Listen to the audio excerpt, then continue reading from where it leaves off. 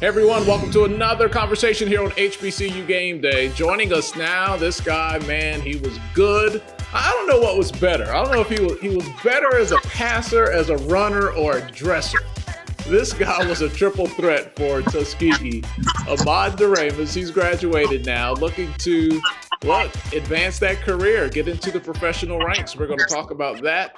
Ahmad, thank you so much for joining us today from your home in Alabama. Man, how have you been holding up?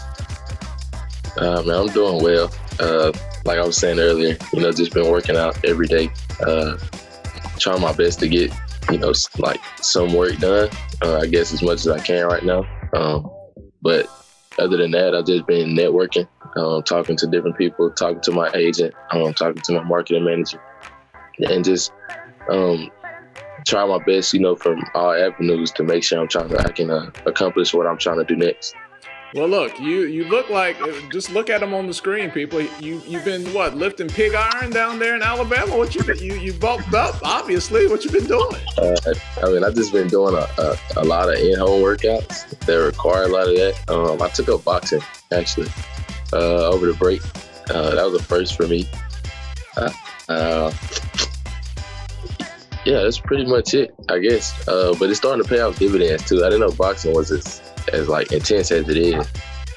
Yeah, that's a great cardio workout for sure, man. You're using all those muscles to land those punches.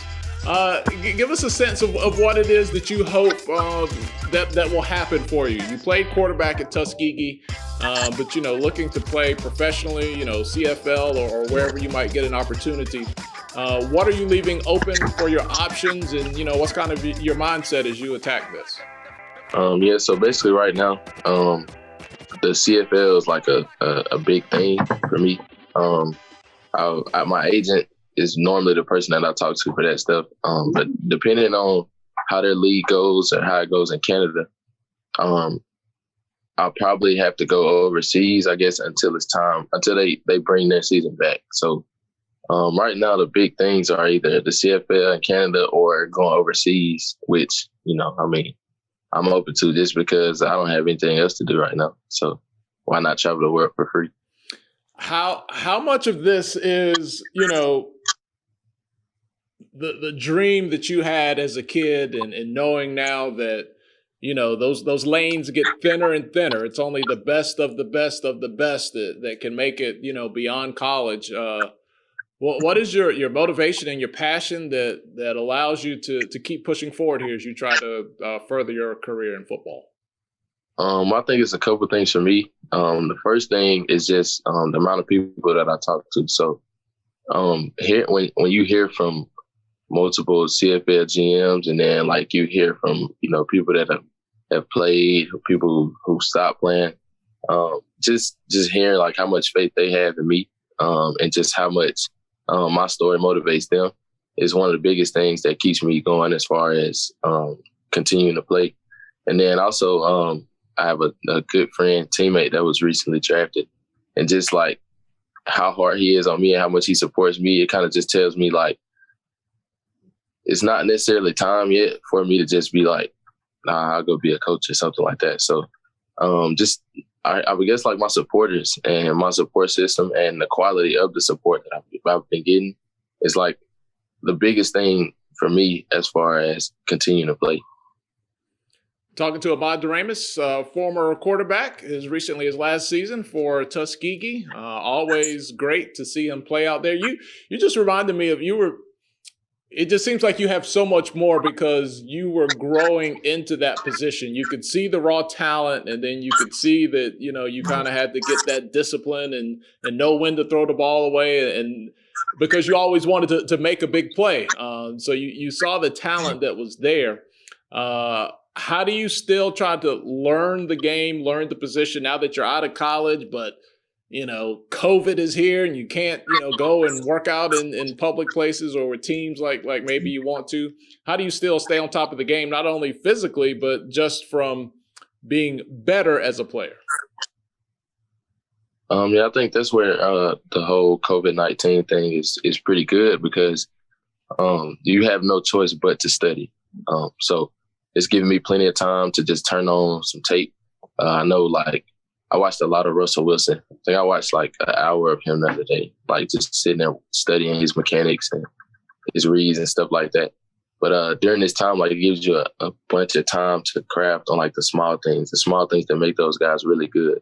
So during the whole pandemic, that's one of the things that I've been doing the most is just studying a lot of different quarterbacks, not necessarily like watching coverages or watching film, but just watching like what makes them as good as they are. Do you go back and look at your own tape? Is that part of the process? Or Yes, do you I do that. I probably do that like every day, like every single day. Just going to see like what it is that I did well, what it is that I did wrong. Or it may even be me critiquing myself, like recording myself when I go work out and then critiquing what step was wrong, this step, that like where I could have been faster, I could have been quicker, whatever. Like it's always the ultimate goal is always for me to make myself better. So I'm always critiquing and watching myself. What have you learned about yourself now that you've had unlimited time to really look inwardly and look at yourself on tape? How would you rate yourself now looking back on it? That's a good one. I didn't know. It's two things. One, I didn't know I threw the ball that well. I never. I mean, I've always been good, but I never had confidence in me throwing the football. Like I could throw it anywhere. Like I always felt like I was a hindrance in the throwing area, just a little bit, not much, but like just a little. But the more I watch myself, the more I realize like I really can throw the football. And then, I already kind of knew it, but it is kind of gratifying to turn the tape on and just see how much like will I had to win. Like you can always tell that I'm trying to pull the team with me every time. I watched like multiple games from this past year and then like the year before when I was pretty banged up, but I was still playing. It's just amazing that I was able to withstand all that and just being, a backup that became somebody that was playing. Yeah, for sure. I mean, it was you were in and out, not of your own fault, but you were the backup. Starter gets hurt, and then the starter's well, and you guys are going back and forth. But you played at an all conference level.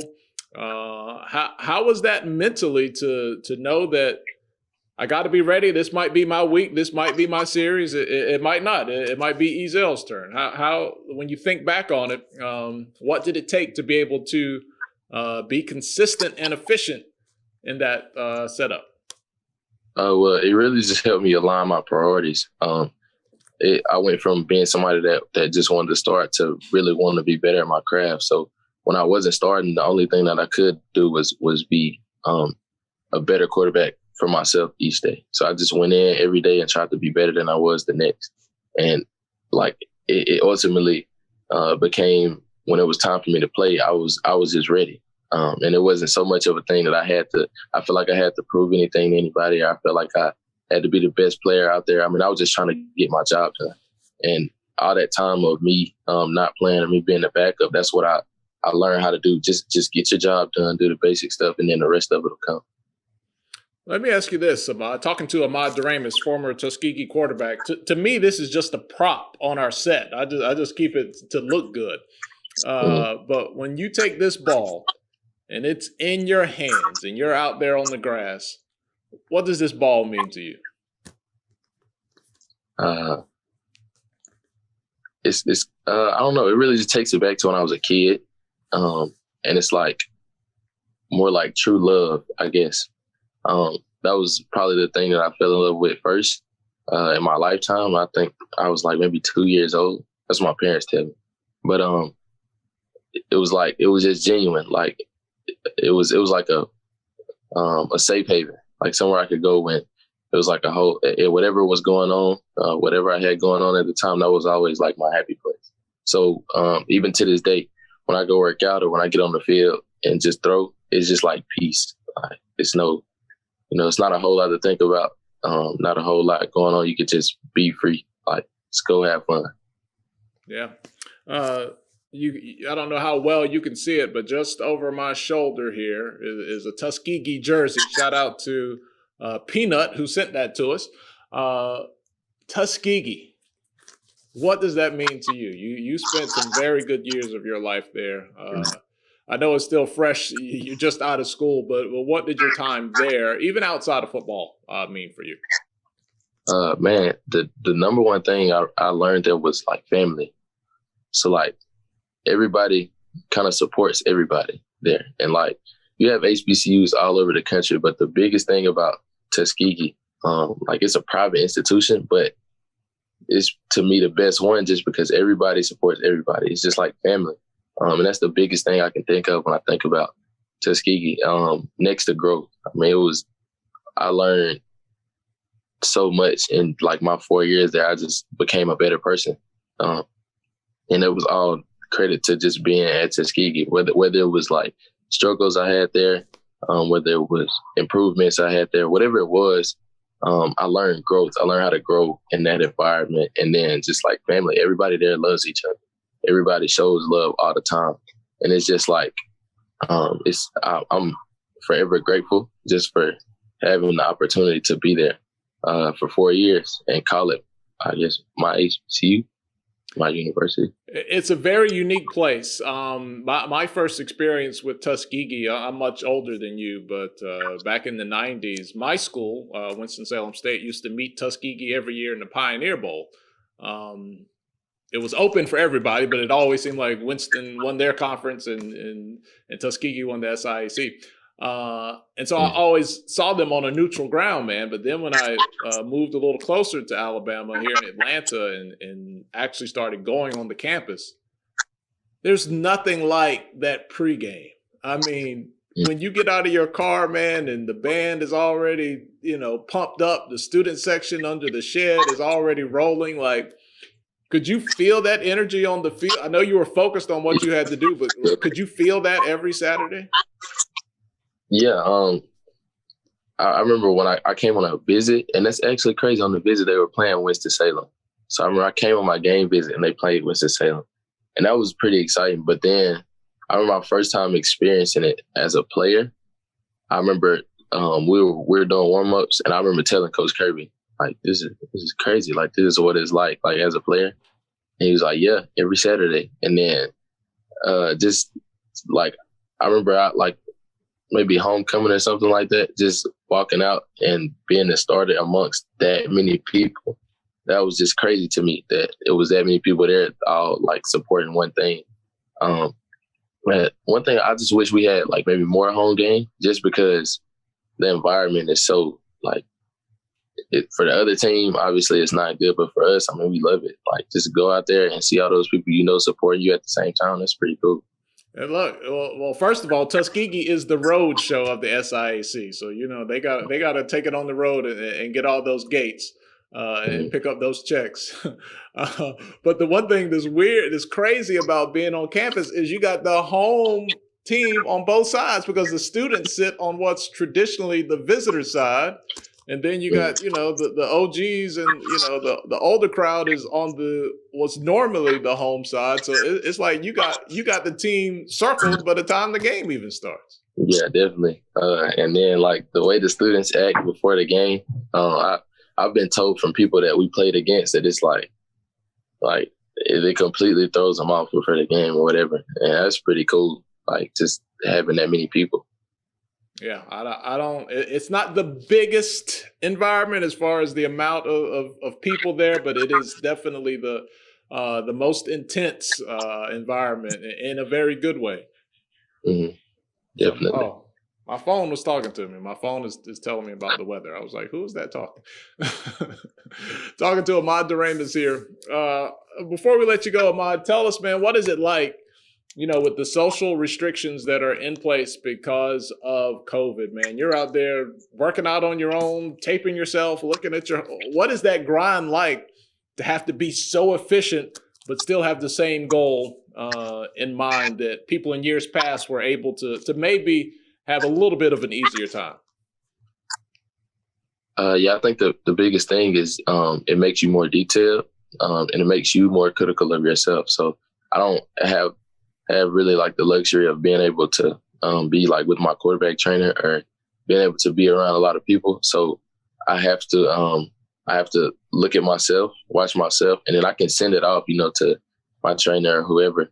But I really have to be hard on myself as far as making sure that I'm going to work, making sure I'm making the corrections that I was given or whatever. It just makes you more accountable. Like, you have to be able to get stuff done without somebody being over your neck telling you what to do. And I think if I wasn't in this pandemic, whoever I would be training with, or just the things that I would be able to do differently, not having that luxury, it makes you have to do things on your own, make your own corrections, and make sure that you're working to make those corrections. Like, you can't just, okay, I need to do this, but you never go do it. Like, you have to make sure you're on top of it yourself. Yeah, kind of like my workouts. Like, I was supposed to do some push-ups today, but I didn't do it because who cares? Are you open to another position, or is it quarterback or bust for you?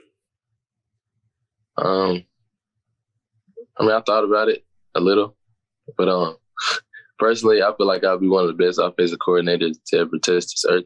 So, if I'm not getting a chance to play quarterback, it would be no reason for me to continue to pursue it when I can just start coaching already. So, it's not I think that's probably a good thing for me is I'm chasing it, and I want it to continue, but at the same time, I know I have a life behind me that I can fall back on if whatever it is doesn't work. So I have my stipulations, and I have the things that I will go for and that I won't go for. And as far as me being a quarterback, I've been a quarterback since I was in the first grade, so I don't see no reason to stop now when I don't have to. Hey, absolutely, man. Stick to your guns. We love that determination. We loved watching you play, man, and you already know that we are wishing the absolute best for you. So let's stay in contact, man, and we hope to see you somewhere playing again once these games are able to start back, and all the best to you, Ahmad. Definitely. Thank you. I appreciate it. All right. He's Ahmad DeRamus, former Tuskegee quarterback, chasing the dream. If you are watching us on YouTube, don't forget to subscribe, and sign up for the notifications. Hit that bell. And every time we do something, man, it'll come right to your inbox. You'll get a notification. Thanks for hanging out with us on all platforms. You've been watching HBCU Conversations here on HBCU Game Day.